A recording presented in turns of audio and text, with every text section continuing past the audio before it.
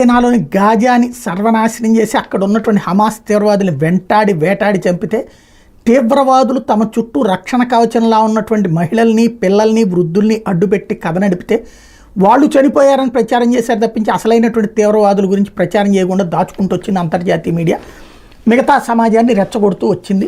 అది ఒక ఆస్పెక్ట్ జరిగింది. అదే సందర్భంలో ఆ తర్వాత జరిగినటువంటిది హిజ్బుల్లా మీద దాడి, ఈవెన్ దాని విషయంలో కూడా అదే కోణంలో ప్రొజెక్ట్ చేసుకొచ్చారు. అయితే ఇజ్రాయెల్ ఇట్లాంటి ఉడతూపులకి భయపడట్లేదు, అటాకింగ్ అన్నది కొనసాగిస్తూ ఉంది. తాజాగా యెమెన్లోని హౌతీల మీద విరుచుకుపడినటువంటి సందర్భంలో దారుణమైనటువంటి అటాక్స్ చేసింది.